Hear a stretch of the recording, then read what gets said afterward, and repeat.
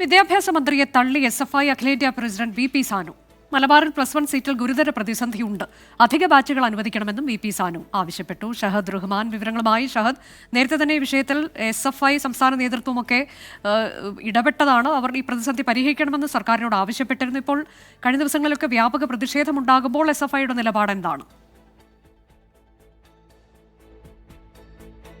എസ്.എഫ്.ഐന്റെ നിലപാട് കൃത്യമായിട്ട് പറഞ്ഞു വെക്കുകയാണ്. അതായത് വിദ്യാഭ്യാസ മന്ത്രി ആവർത്തിച്ച് പറയുകയാണ് നിയമസഭയിലും പുറത്തും നിലവിൽ മലബാറിൽ യാതൊരുവിധ പ്രതിസന്ധിയുമില്ല, മാധ്യമങ്ങൾ സൃഷ്ടിയാണ്, ഒപ്പം തന്നെ പ്രതിപക്ഷം ഉന്നയിക്കുന്നതൊക്കെ തന്നെ രാഷ്ട്രീയ പ്രേരിതമായിട്ടുള്ള കാര്യങ്ങളാണ് എന്ന വിദ്യാഭ്യാസ മന്ത്രി ഒരു ഭാഗത്ത് പറയുമ്പോൾ, മറുഭാഗത്ത് SFI, അതായത് സർക്കാരിന്റെ തന്നെ അല്ലെങ്കിൽ ഇടതുപക്ഷത്തിന്റെ തന്നെ വിദ്യാർത്ഥി സംഘടനയായിട്ടുള്ള SFI പറയുകയാണ് നിലവിൽ പ്രതിസന്ധിയുണ്ട്. അതായത് വിദ്യാഭ്യാസ മന്ത്രിയുടെ വാദങ്ങളൊക്കെ തന്നെ പൂർണ്ണമായിട്ടും തള്ളുകയാണ്. നിലവിൽ പ്രതിസന്ധിയുണ്ട്, അത് വലിയ രീതിയിലുള്ള പ്രതിസന്ധിയാണ്. ഈ പ്രതിസന്ധി പരിഹരിക്കണമെന്ന് ആവശ്യപ്പെട്ടുകൊണ്ട് വിദ്യാഭ്യാസ മന്ത്രിക്ക് നിവേദനം നൽകിയിട്ടുണ്ട്.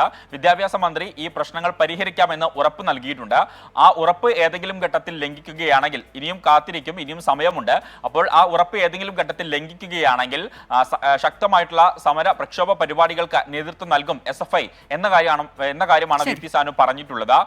മാത്രവുമല്ല, ഈ വിദ്യാർത്ഥികൾക്കൊപ്പമാണ് SFI എന്നൊരു കാര്യം കൂടി VP സാനു പറഞ്ഞു വെക്കുന്നു. മലബാറിലെ +1 സീറ്റ് പ്രതിസന്ധിയിലാണ്.